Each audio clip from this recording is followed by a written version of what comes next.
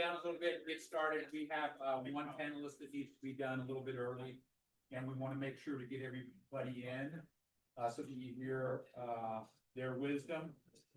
Generally, what we do is we go around the room and on Zoom, and everybody introduces themselves. But in the interest of time, we're going to get started right away. And that way the panelists will be, come on in. That way the panelists will be able to share. And then we'll have some time at the end where everybody can get to know one another. And Cam will make sure that everybody is connected. The one rule that we do have is this is a non-solicitation community. And does anybody want to explain what that means to everybody else? We don't solicit one another. We are, you know, and that doesn't mean we don't help one another. There's a lot of our projects that get involved with one another, but that's out of relationship. That's not out of transaction. So we want to make sure that we handle ourselves in that manner. And we're going to get started. So we've got a great group of panelists, and I am going to call on each one of them and let them introduce themselves because they will do a far better job than us. And I'm going to start that actually with Grant. We want to make sure to get some time in with you, but Grant, just introduce yourself and then tell us a little bit about the role of education in your family and how that brought you to giving back. Absolutely. Hello, everyone. My name is Grant Williams. I'm a current NBA player for the Charlotte Hornets.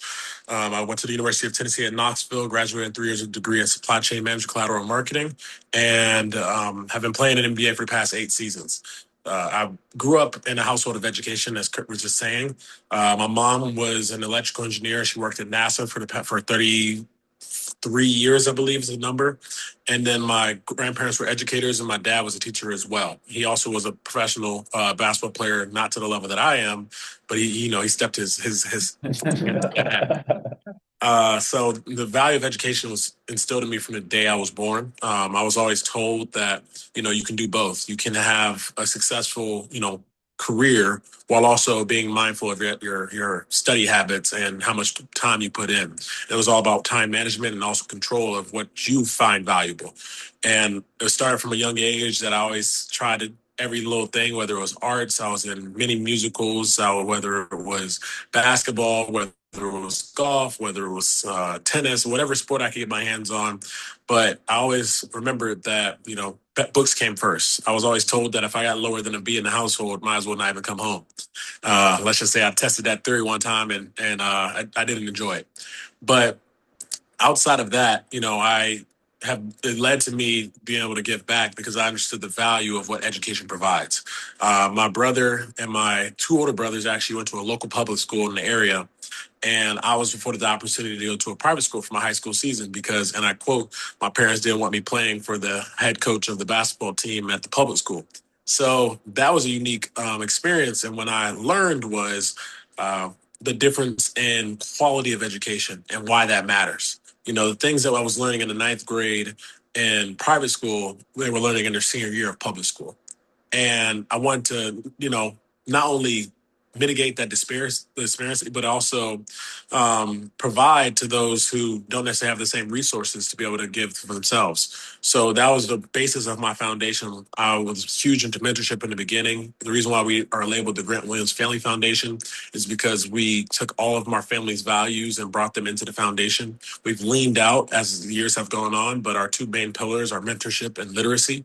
Literacy being that of both computer and AI literacy, reading literacy, and financial literacy, because we understand the value of all 3, as well as the mentorship piece, which I thought was the most important because not only did I have great mentors in my life from my parents, but I had a great allocation of resources from in terms of coaches, in terms of leaders in the community that allowed me the opportunity to understand the value of having a great mentor and the value of having a great mentor who believes in education and the values that come from it. So that's a little bit about myself. I know we have a little bit more time to connect, but if anything more, we'll talk more later. Yep, absolutely. Thank you, Matt. Jen, we're going to go to you next because you also have a family that's been super involved in athletics, including yourself. But talk a little bit about yourself and how your journey with your family shaped what you're doing now in terms of philanthropy. Yeah. Hi everyone. My name is Jen Mathurin. You recognize the last name. My brother is Benedict Mathurin. He plays for the Clippers. And I am a former athlete myself. I played professionally. I played at NC State. I played overseas. I played in Australia. And after an injury, I decided to go into coaching. I have a master's degree in social work and mental health and sports. So for me, I value mental health in athletes a lot because I've had my own fair share of um, mental health, I guess, I won't say triggers or like issues. I've suffered a lot of grief in my life. So, got a couple periods in my life where I felt very depressed and I had to go through a lot. Um, but yeah, basketball really shaped our lives. Basketball, made me who I am. Like I used to be a very shy person. I used to have panic attacks all the time when I was talking to people. So just, I know it's online, but I could never do this before. So I'm really, I'm proud of myself. I can say that today. I'm proud of myself for even being able to, speak and get out there and being able to reach my community. Thanks, Chad. Um, so yeah, basketball really helped me shape who I am, create values, create my characteristics as a person, gain confidence. It allowed me to travel the world. I've played on 4 different continents. It allowed me to have, education. Like I said, I have a bachelor's degree and I have a master's degree. I studied in Africa. All that because of basketball. And, my brother as well, he was able to pursue his education. He played at NBA Academy, so he actually went to school in Spanish and learned another language and went to Arizona and now is in the NBA. Um, so essentially, our foundation focuses on providing opportunities and access to youth and underserved communities through sports and education because that was very transformative for us. Um, it pretty much shaped us. And I think that it could shape a lot more people and they can learn from it, they can grow from it, they can become someone through sports and access to education. So we really want to focus on that and be able to provide that to our community. Thank you, Jen. I would have never, ever guessed that you struggle with anxiety or anything like that in terms of No, I talking know. to people because of our interactions. It's always been like, oh, here's a super confident person who is a great leader. So thank you for being vulnerable and sharing that. Of course. Yeah. Adam, I'm not even going to try to tell your story, Adam, because I don't think I would believe it if I just read it on a piece of paper. But you have an incredible story, Adam. So why don't you tell a little bit of your story, the iterations of your life, and how that guides you in terms of how you give back as an individual. Yeah, sure. Can you guys hear me okay? Yeah. Yep. Yeah, so I mean, real quick, I started out as a baseball player, got drafted out of high school, played in the minor leagues for the New York Yankees and Colorado Rockies. Music was always a huge, huge part of my life. And while I was playing pro ball, I think many of my teammates were actually more impressed with my singing voice than my baseball playing. And after I didn't make it to the major leagues, when I went back to college, I actually studied opera and became a professional opera baritone, and I still perform. Um, from there, though, I decided to go on to law school, graduated University of Pennsylvania Law School, worked for 4 years in corporate law at Paul Weiss in New York. I've been at Herrick Feinstein, the firm I'm at now, in their sports law group for the last 6 years. And recently, last year, I kind of realized a dream of mine, which was to really combine sports and music. And I produced a concert um, at Stern Auditorium, the main hall at Carnegie Hall in New York, in which I got Bernie Williams, who was the center fielder for the Yankees when they won all their world championships during the Derek Jeter era in the late 90s and early 2000s. He's now a great guitar player, a conservatory graduated guitar player. And I put him together with one of the best opera singers in the world, brought a lot of musicians and artists from the sports world. And to make a long story short, the event sold out at Carnegie Hall this past January. So out of that, I've kind of started a company where I am bringing together professional athletes that are also artists, whether that be musicians, singers, photographers, fashion, and doing really cool events with them at prestigious venues. And yeah, I mean, for me, giving back is just I think my life's gone through a lot of transitions, and I've also been influenced by a lot of people in my life that gave me a lot of opportunities as a kid.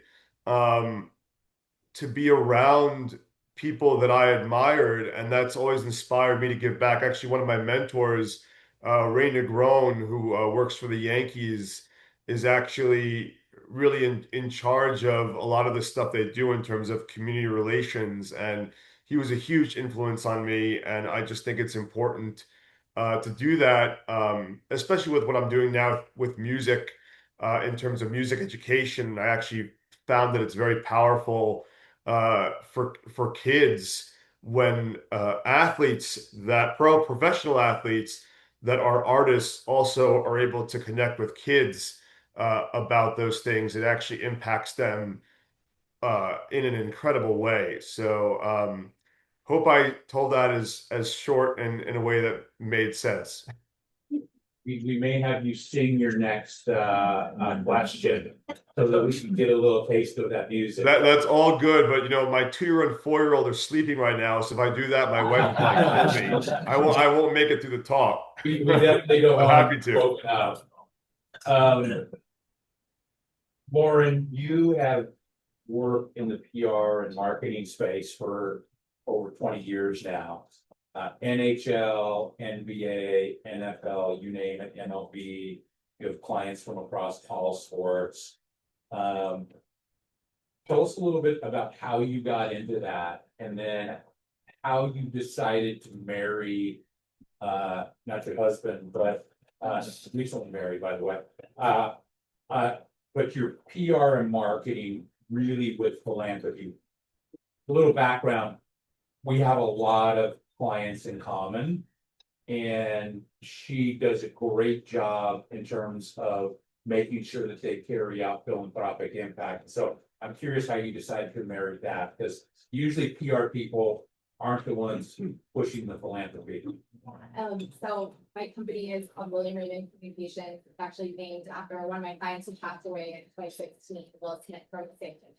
And so when I left other people's PR firms, carrying on Will's legacy was really important to me, and to make sure that, you know, his name continued to be spoken and highly regarded. And so Will used to do a Christmas event where he would, you know, adopt families in New Orleans, and he was so specific about the shopping at Walmart we would do. And I would want to wrap every present in the same wrapping paper per family to keep it organized. I would go to New Orleans for 4 days at a time to do this huge event.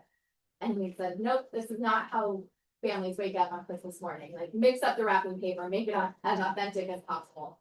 And so that left a really big impact on me as I was coming up in my PR career. And it was always my favorite part of the job are those events. I do a lot of crisis management. I do, you know, fees or this or that, or, you know, it's not always fun. It's long hours, but when I get to be in the field and I'm interacting with kids or families, like, that's what makes those long hours worth it. And so when I started my firm, I wanted it to be different. I wanted it to mean something because of who was representing, but also, and this is a selfish reason too, but when you have athletes who are giving back, they're more marketable. Brands are staying away from the bad boy or bad girl image. They want someone who is known for giving back in the community. And so you're creating additional endorsement opportunities. You do marketing as well. And so it's a way to make more money for the athlete, give them more brand opportunities. If your client is on a team that hasn't won in 6 weeks, you're still talking to media. What are you going to talk to media about at your locker if you have not won a game or you had 4 interceptions? Well, if you're the athlete that is helping single moms, that's a positive story that can come out of a really negative season. If something happens, something always happens, you have this cushion where the beat writers are going to be a little kinder to you when they're writing story because they also see you out in the community. And so when we screen for new clients and we're interviewing, I always say, this sounds so cheesy, but I don't think athletes were put on this earth to just play basketball and not be role models. I think you were given that gift to inspire others and make a change. And if you disagree with me on that and you're coming in to hire me as your publicist or your crisis manager or your marketing team, like we're not gonna get along. There are lots of other PR firms that you can hire. That's kind of our philosophy, and it's a great way to bring, jerks out of the system as well. We want people who are like-minded and want to give back, and that really, really inspires me to help more athletes, to help them achieve what they're trying to do in the community. It's a lot of work. These guys can tell you, like, it's another full-time job having the foundation. And so, how can we help them advance that and make sure that they're making real impact?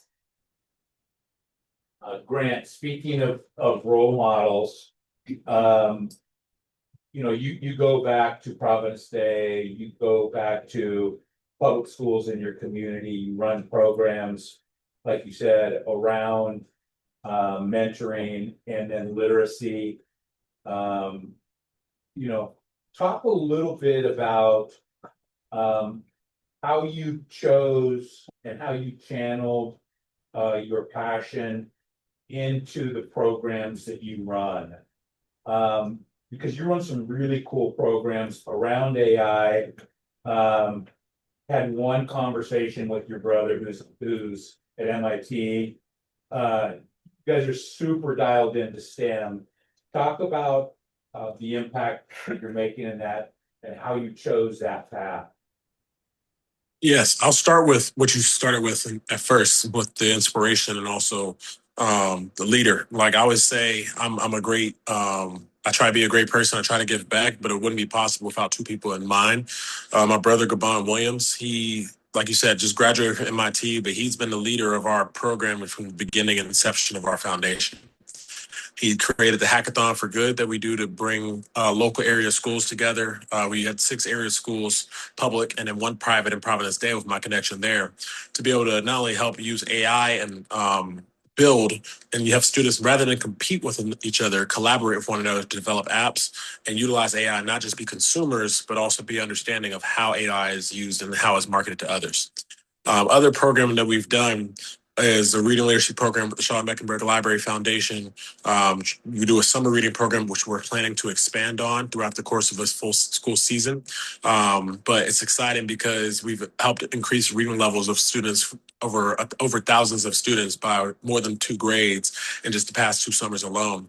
And lastly, we also have our financial literacy program, which came in part with our mentorship initiatives. I started with mentoring back in Boston prior to my development of the foundation. I had a donor advised fund. We had 6 mentees at inception.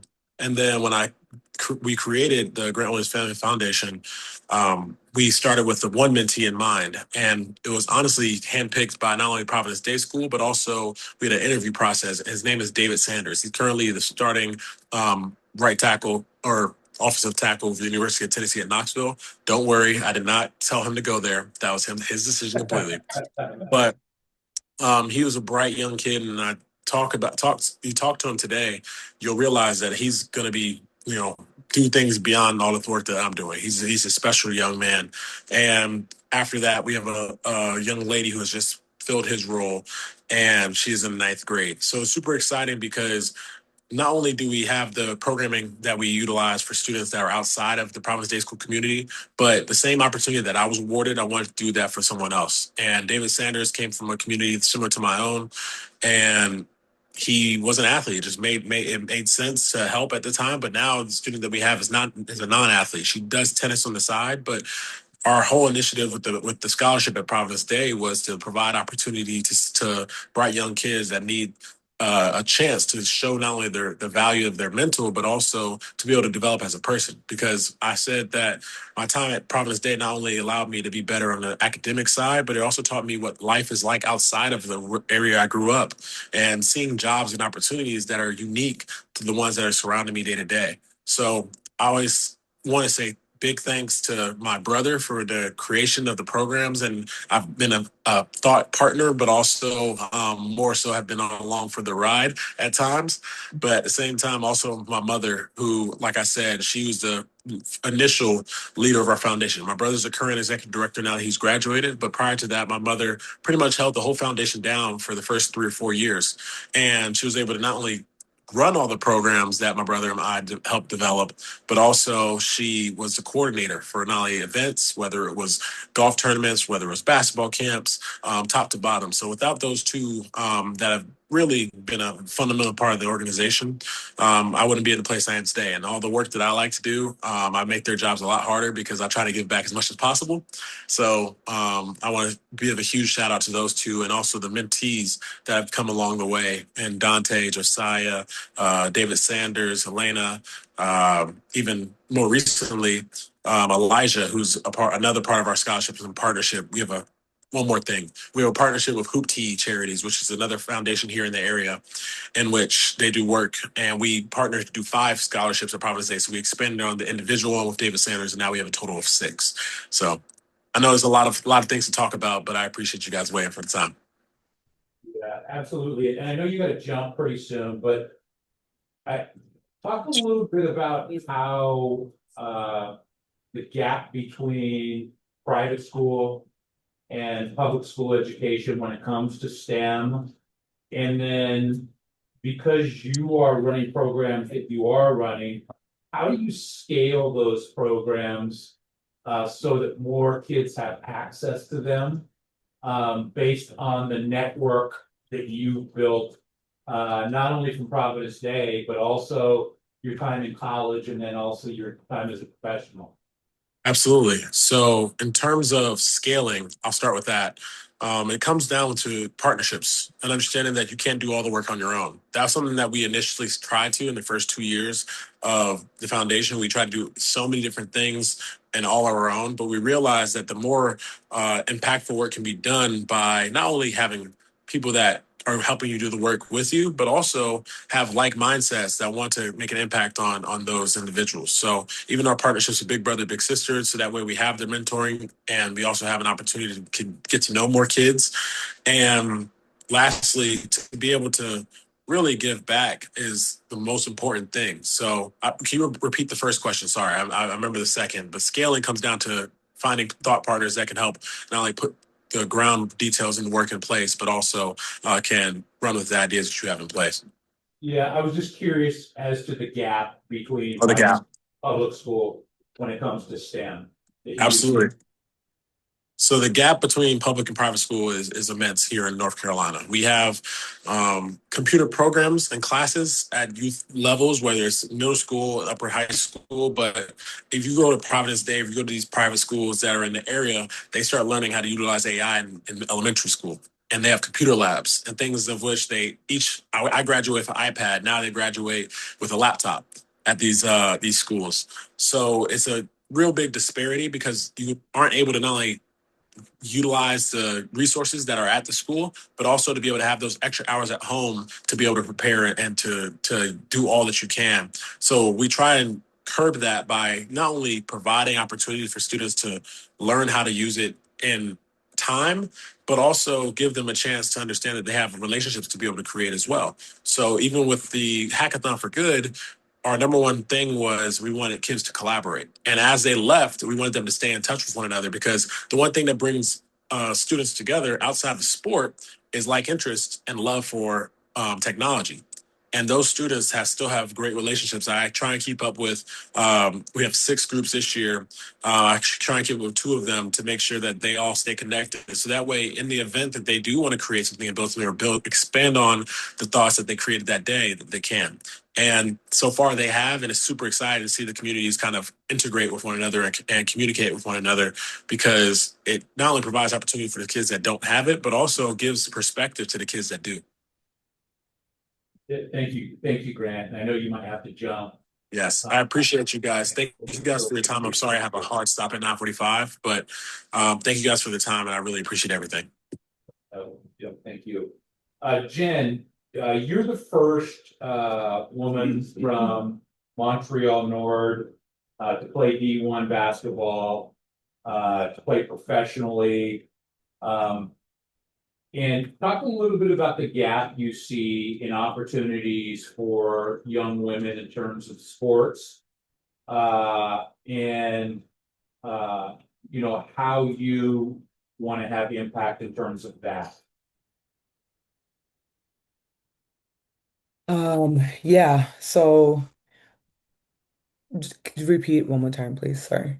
Yeah, no, I was just asking, I mean, you're the first from Montreal Nord, the first woman to play D1 basketball, to also play professionally. Talk a little bit about the gaps you see and the opportunities for young women in terms of sports that still persist, and ways that you think you might be able to overcome those.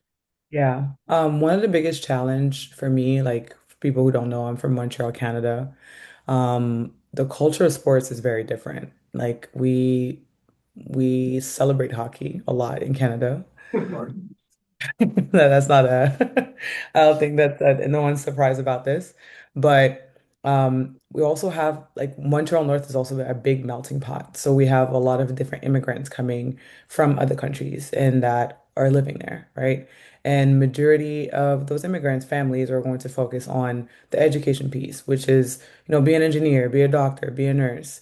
And when it comes to sport, because there's a lack of visibility, a lack of access, and also a lack of celebrating women that are playing sports, it's not as uplifted.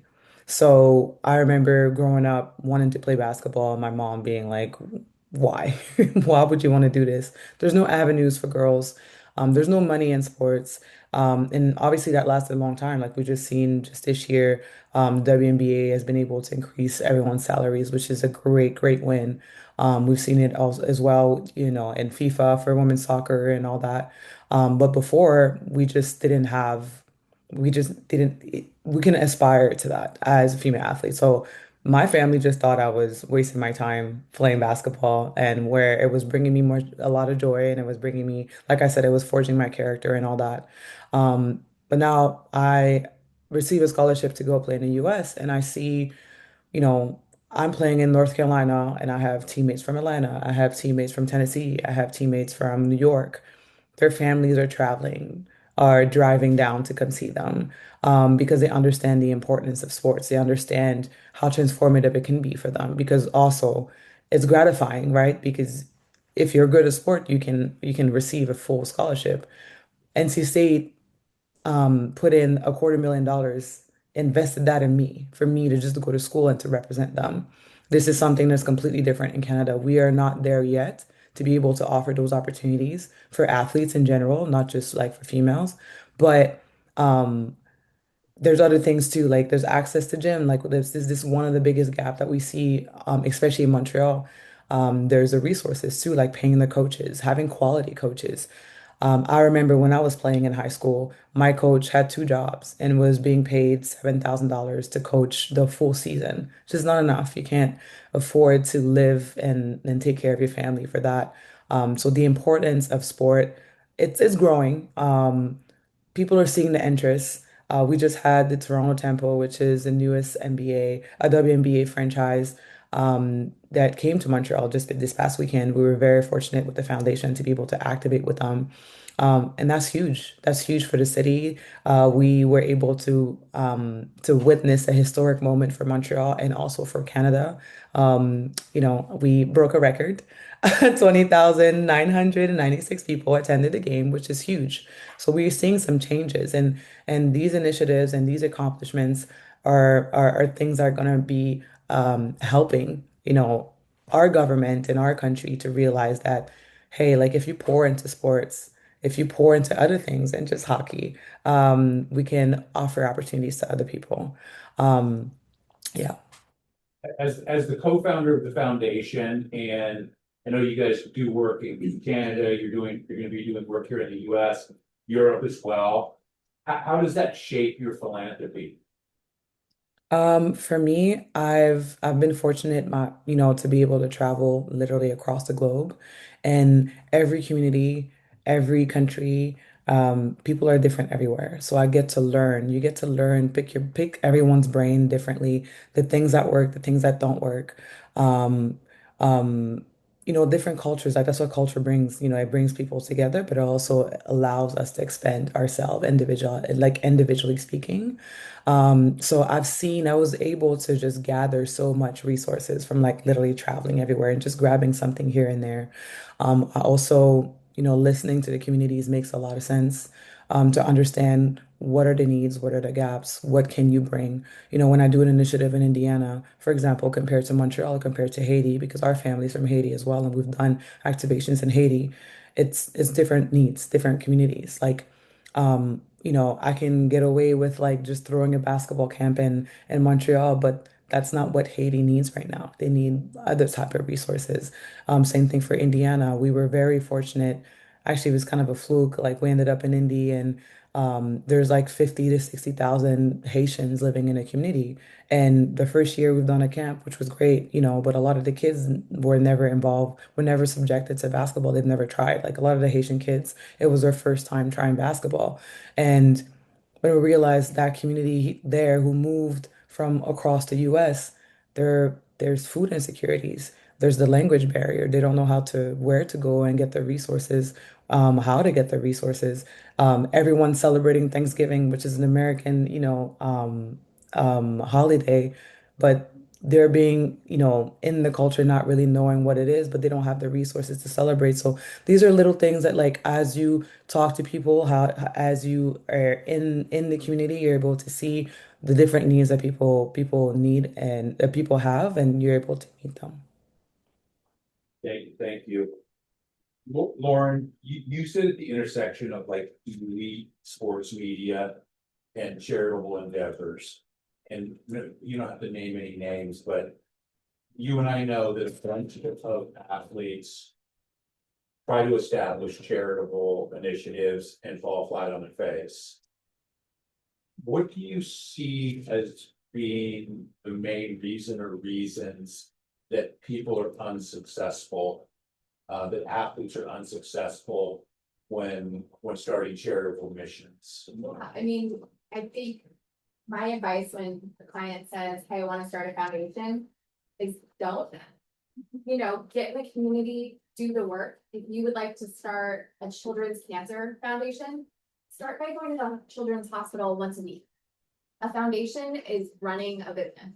It is another full-time job. And so one, you want to make sure you're passionate about it and that you have enough time and that you found like your thing, right? And that can change over time. You had a client who started with youth sports and now he wants to switch to housing for single moms. Like when Jen was saying, you get in the community and you learn and you listen and you see where the needs are.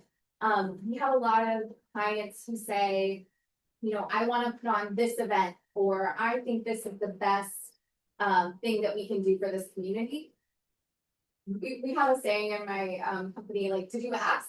Did you call up the people who are there every single day serving the people in need and ask, like, how can we help? What do they need? Where are the areas that we can help support? I think, we're not there every single day. And so we try and remind our athletes, like, it's okay to ask what's needed rather than, assuming or putting more needs and projecting onto that community. One of the things I tell my athletes is you don't need to start a foundation right away. Once you start doing the work and you're branding yourself, and I think that's a big part of it too, and I think we'll get to that, but the PR and the marketing around it, sharing on social media, not being afraid to tell people what you're doing so you can help grow your foundation, grow with partner organizations, get support. Someone will stop you, whether it's a fan of your team, someone who sees what you're doing in media and say, hey, where can I support you? Where do I send a check? How do I make a donation? And that's usually when I call Kirby Kent and say, I need a fiscal sponsorship tomorrow. We're about to get a new check or a big check and we need to, formally establish something, but you can make a difference in your community. You can make a big difference by being a spokesperson for an organization that's already doing the work. There are so many people who are so smart who have spent years figuring out what the pitfalls are and what the challenges are and adjusting. And I think sometimes we get a little, like your ego gets involved and you say, you know what, I can make a difference and I can do it better. I've seen athletes try and start schools or they want to build a building and you think about like the liability, the insurance, hiring teachers, like all of that stuff costs so much money and is so much time and you've got to have a staff. And, for us, we really try and emphasize that programming dollars should be 80 to 90% of what your foundation is spending. If you have a public foundation, 80% at least should be going to programming. And that means not staffing. And so if you're going to put together a school, do you know how much money you need to have 80% go to programming and not an executive director and not, maintenance and custodial and rent and things like that. And so I just find what you love, find what, take your time, because if you do it right, your foundation is going to last much, much longer than your professional career. And you have time to build it and to do it the right way. Talk a little bit about talk a little bit about your framework when you build a campaign for an athlete that's tied to branding, that's tied to community partners. How do you build out that framework? Number one, how do you think about that? And then also, tell me a little bit about how you turn reach and media attention into real dollars and something sustainable. Yeah. So, I'll use two examples because they're at different points in their career, but we represent Deion Dawkins from the Bills, who's been nominated to be the Bills Man of the Year 4 years in a row now. Hopefully this year is our year, but he has time and he is out in the community every single Tuesday. We're working with, a second chance high school where the students are all in the juvenile system in Buffalo, and he shows up and it's a reward and they come to school. And then the next day he's at an elementary school for food insecurity. And the next week he's handing out, Christmas gifts with his corporate partner, the car dealership in Buffalo. And he's literally everywhere. You cannot stop seeing Deion. Then I have someone like Calais Campbell. He's going to be 40 this season. Oh my goodness, where did that go? And when we started, he was in the community a lot too. And now he needs, 8 hours of body work a week to get on the field. He's got 3 kids under the age of 6. When he went back to Arizona last year, he did a campaign called Homecoming with Heart. And we planned this out before the season for all of our clients. We know exactly what their campaign is going to look like for the season, where the media touch points are going to be, how much availability they have. I've got a client now who I know have 1 day to get content for his social media for his foundation for the whole year, because he's not going to have time with season starts. But for Calais, he said, I have money, but I don't have time this year. So what can you do first? And so we went back to a partner he had last time he was in Arizona House of Refuge. We made sure something that is very big to the Campbell family is that they're serving families of color, that a majority of the moms and the families there were Black families and Hispanic families. And we tied it into performance. It motivates players to know that every time I get a sack, I'm going to donate $5,000 to building a house at House of Refuge. Well, that means I can do social graphics, I can do a press release, I can do community partnerships with the local radio station, the team's aware, they're promoting it. Players just have to write a check at the end of the year. And that has changed dramatically from when he was 22 years old and had, again, all the time in the world. And so knowing where your athlete's at, where their strengths are, and then again, sharing it. You can't build without telling the story, and it makes people uncomfortable, right? Because that's not why we're doing this, and that's not why the athletes are doing it. But if you're not talking about it, if you're not leveraging it on social media, people don't know. We worked with Jalen for the year he won the Super Bowl, and he had a campaign called TDs for ACs. And so he donated money every time he had a touchdown. So we got to put his highlights up on social media, and that was donating money to the air conditioning units in public schools in Philadelphia. So again, like then you have a two-pronged communication approach where it's promoting what a good quarterback he is. We had 4 touchdowns today. And then also what a good person he is because he's raising all this money. But Jalen, to his credit, took an off day and went to New York and did Good Morning America. I know that's not where you want to be, right? Like for that Super Bowl that year, we had created a t-shirt that said one mission. We gave that in a press conference before the Super Bowl that they were on one mission to win the game.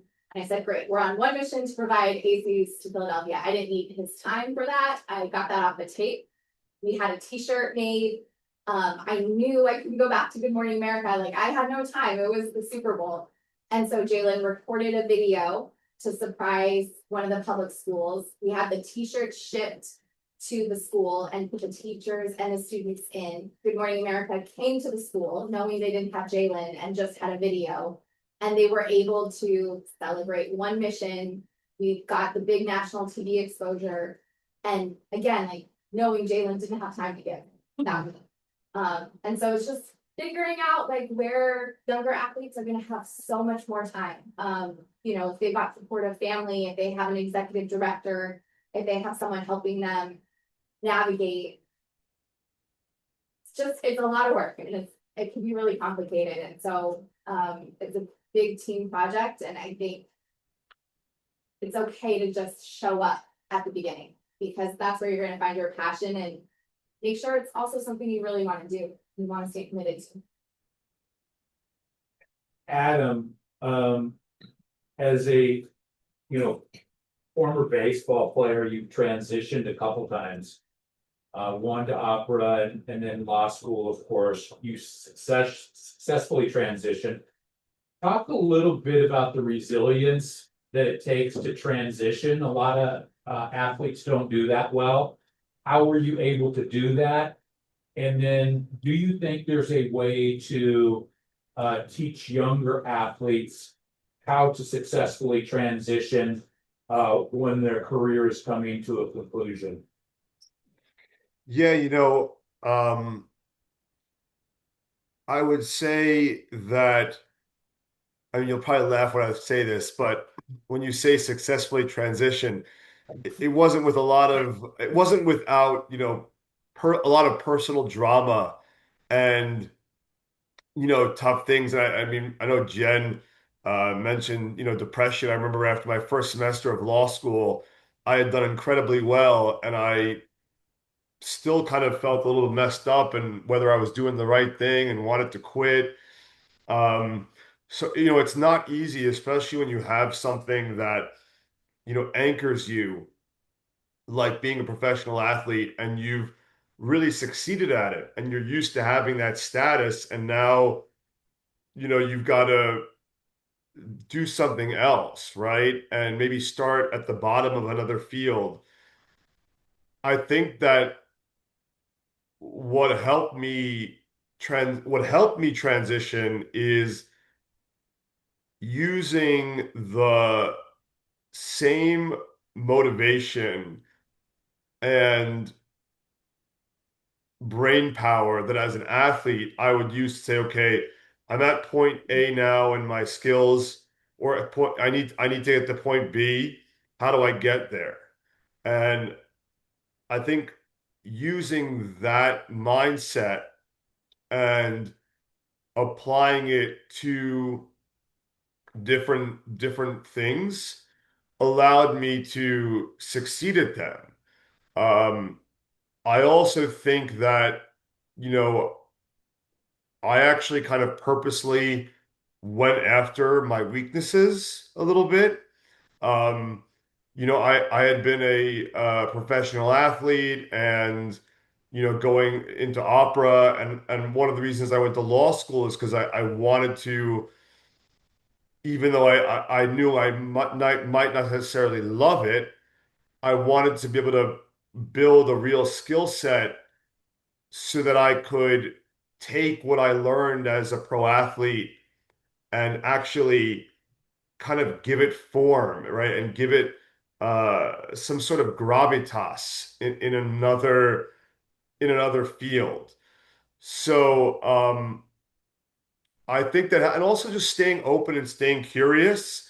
And one of the things also is kind of realizing that even when your pro career ends, how much that can be leveraged into other things. I mean, I did pretty well in school, but I don't think I would have gotten into University of Pennsylvania Law School if I hadn't played in the minor leagues for the Yankees. So I think it's learning how to tell your story, also to leverage it into what you're doing next, right? And to make that coherent and to make that inspirational for the people that are going to give you that opportunity. I think there was a second part to your question that I think I've forgotten when I went through No, all that. I was curious about also, is there a way to, uh, is there a way to speak to younger athletes or for philanthropic dollars to be used to help younger athletes learn how to successfully transition, make those transitions at a younger age, and not struggle so much through it? Yeah, of course, I think that it's important for, I think, athletes that are coming out of being pro one is, to be patient. I always tell people, and in retrospect, I started playing baseball seriously when I was 8 years old or 7 years old. And I didn't get drafted until I was 18. That's 11 years of working at something, right?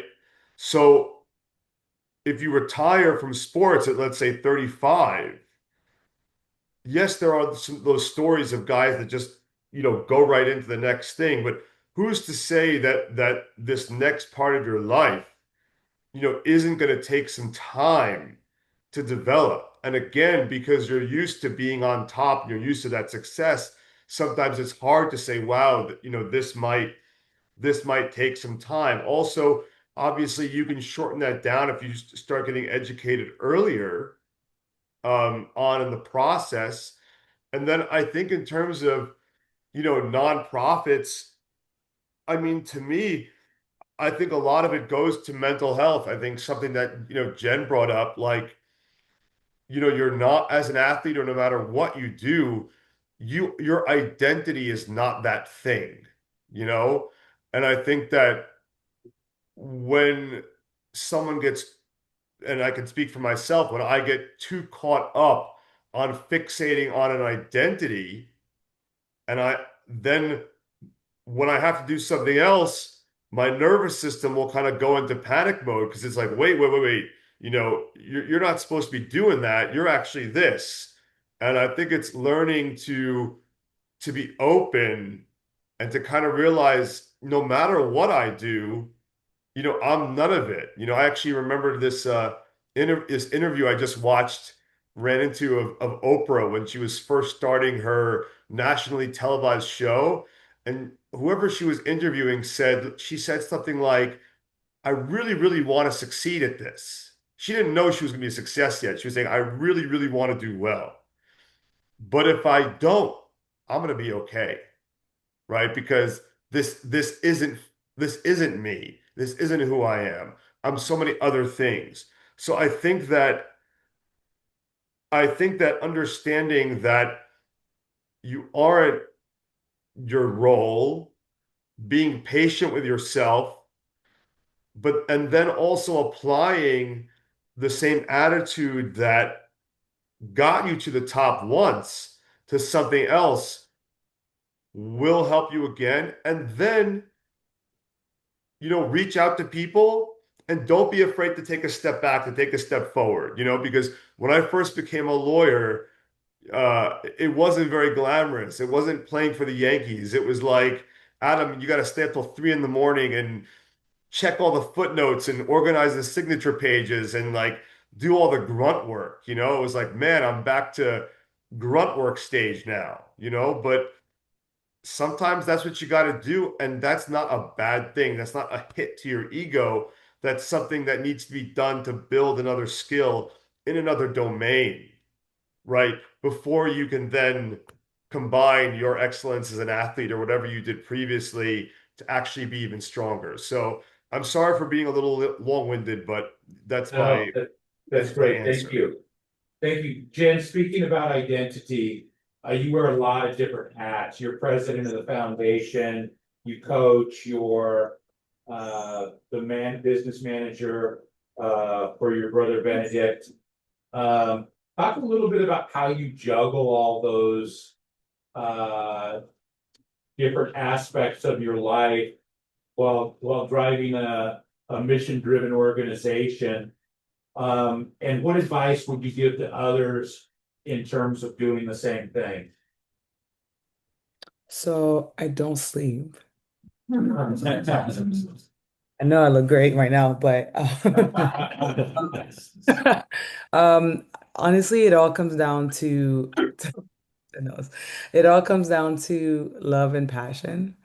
I think that's something that um, has been my drive my whole life. Like I've loved basketball so much that I've gave my all into basketball, and basketball gave me back so much. I love my brother. I love my family. I always say I'm big sis, so I'm always gonna do what's right. I'm always gonna show up. If I don't have an information, I will get the information to make sure that my people are good. When it comes to foundation, I just love seeing people thrive. Like that makes me happy. It fills my cup. I love being the person that is going to be able to help the next become a whole individual because I know that even if I've lacked a lot of things in my life, we grew up with not much resources and we grew up in, a small apartment and we don't have much, but I still had people throughout my life that were able to help me. I had great coaches. I had my great friends. One of my friends here is on the call supporting me tonight. My fiance is on the call too. Like I have a good village of people that are there for me, and and I appreciate that. And I know how it feels to be supported. I know how it feels to be valued. I know how it feels to not be supported. And I know how it feels to not be valued. And I know it can stunt someone's growth. I know it can be the difference between becoming successful and not. I was very fortunate. I'm a proud Haitian woman. We're very resilient people, very strong people. We've gone through a lot of stuff. And I know that it built and forged my character and the person that I am today. I was able to overcome a lot of challenges in my life, and I think it's because I'm Haitian, quite frankly. But I also know that not everyone has the same luck in a sense. Some people would say, well, Haitian people are so unlucky. But I see it as strength. Like I'm strong today because of all the things that I've been through in my life. So for me, um, that's something that now it makes me relatable to others. I'm able to, go talk to someone and look at them and say, I've been in your shoes. I've been there. I've lacked this. I didn't have this. And now I do. And now I can give it to you, or now I can help you. I can hold your hand while you go through it. Um, so yeah, a lot of passion, a lot of care, a lot of love, a lot of good intention. I think, Michael Jackson was one of my models really growing up. And he said if you want to make a change, if you want to see a change, you have to change the person in the mirror. Like, I'm messing up the lyrics. You guys will know what I mean. if you wanna make a change, then back the world, you know. Okay. Anyways, so so I have to bring it. You know, I can't sit here and complain and look at the world and just critique everyone. Like if I want to see something, I just have to do it. And I do it out of love and passion again. So How do you create pathways for young people so that they can have the same opportunities that you've had? Because I know one of the things that you're passionate about is making sure that people's dreams aren't limited by their circumstances. And so how do you create that community for young people? How do you create those pathways for young people through your programming? honestly, I don't take no for an answer. I'm very stubborn. And I also am very curious and I don't really have a big ego. So if I don't understand something, I'll ask. So, you know, my brother was drafted. Obviously, we got subjected to a brand new world, the NBA. And there's a lot more resources, a lot more access, a lot more people. And I'm seeing things that I don't understand or seeing things that I understand and I want to know more. So I just ask those questions. And then when I get comfortable with them, I just literally kind of like reapply them at home. So, for example, um, I have a couple friends like either are, you know, social workers, psychologists, nutritionists. Um, I see that they have their piece of education. Maybe I've learned something else or I've seen something different in like through the MBA or through a conference that I went to, and I'm able to bring that knowledge back to them. But then I'm able to create those pathways by one, I'm empowering my friends to then empower the community and I give them a platform to go talk to the kids.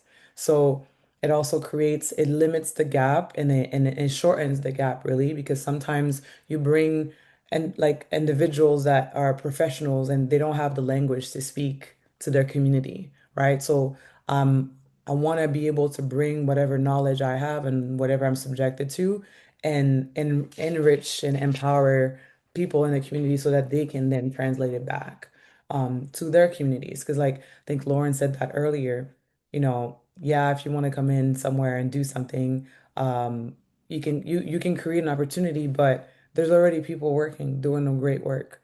They've been creating the platforms for years, the infrastructures, the structures. So it's just about grabbing all the riches you have and then giving it back to them and then being okay with, you know, supporting them and letting them, you know, establish since they're already established and letting them enrich the communities on your behalf. Like you're still helping. You don't have to be the face of the thing. You don't have to be, your name doesn't have to be on everything as long as the community benefits from it. So I would say that's the main thing. Thank you. Thank you. Thank you. Lauren, talk a little bit about alignment. Because the athletes you work with all have a platform. But what does it look like? And can you give an example of when an athlete's platform and mission really align? And what that looks like in the community and then for them. Yeah, I mean, gosh, I'll use Dion as an example, only because happening Thursday at 716 day in Buffalo, which is the area code. And Dion, when he first started his foundation, it was mentorship, and that was his big platform. And the top shooting happened in East Buffalo. And he said, you know, bills don't really go to East Buffalo. No one is like helping this neighborhood. I want to be the face of East Buffalo, and I want to go in and I want to make sure that these communities feel loved and supported. And Dion's a really big personality. So like if he's there, you're feeling the support. And so we created, you know, again, the first 716 day activity he did was in downtown Buffalo. We moved it to MLK Park in East Buffalo 4 years ago. This year he said, I don't want to just give out produce and backpacks and bikes. His whole thing is he's the snowman and he's cool and he drift races and he's tatted up and he's like got a crazy personality. And so we created the snow zone of, you know, this block party in that's happening on Thursday. We had his car dealership come in and put in a little extra money. And so instead of just, you know, the food and the hot meal and the clothes giveaway and all of these things. The snow zone is gonna have Dion's race car there. We're doing temporary tattoos for kids. We're having cornhole. That's something he's really passionate about and is an investor in American Cornhole League. So like building out that brand and then using his existing brand partners. I think athletes, especially as you progress in your career, sure, Nike will throw you a couple $1,000s in your contract to, help buy supplies for your youth football team or basketball team, but don't be afraid to ask brand partners for money for your foundation and for money to support your causes. I think that that's something that's overlooked a lot. And as you're negotiating marketing contracts, if you're negotiating for $100,000, make $25,000 tax deductible to your foundation and earmark it for that. That is so much more effective in terms of fundraising than having a golf tournament or a bowling tournament that costs $20,000 to put on, and then you raise $30,000. And at the end of the day, we've all sat on conference calls and the blood, sweat, and tears into a golf tournament that raised $10,000. And I think there's just smarter ways to fundraise, and you're already doing the work to have brand partnerships. Lean on them to help, write those bigger checks. And I think, again, that they can benefit from your platform and your mission and the goodwill that you're creating in the community, and really finding those, points where that syncs up benefits everybody. We generally end with the same question. So this is for all three of you. We'll start with you, Adam. When do you know that you're having impact, and what does that look like for you? I think I know I'm having an impact when people's behavior changes. I once was talking to a guy, he was a martial artist, and he said that when his teacher was teaching him in the martial arts, if he couldn't do what the teacher was saying, he would tell the teacher he didn't understand. Because he's like, well, because in his mind, he was like, if I can't do it, then I actually don't understand what he's saying, even though maybe I intellectually do. So I would apply that same here. Like when I know I'm having an impact, not when somebody says like, oh yeah, I get it. I get it. Yeah, I get it. But like when someone's behavior actually changes, because that's when someone really gets it. Because when they really understand it, how it impacts them, and they grasp it, it's like, oh yeah, like I either can't do that anymore, and I'm not going to do that anymore, or I got to do something different. So that's how I measure it. Excellent. Thank you. Jen, what about you?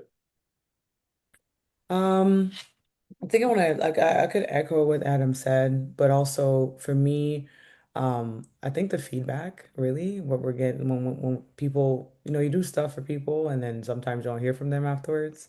But when they take the time to reach out and tell you, wow, that was great, or my daughter feels is so much different. Like I've had we also have a summit, a Women in Sports Summit, which is to empower and uplift women in the world of sports.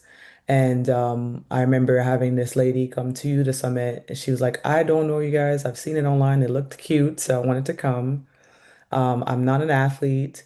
And after hearing you all speak, I'm like, I have to do better with being involved in my son's life. I don't know, he's not a girl in sport, but he plays soccer, and I just didn't think that it was important to be as involved.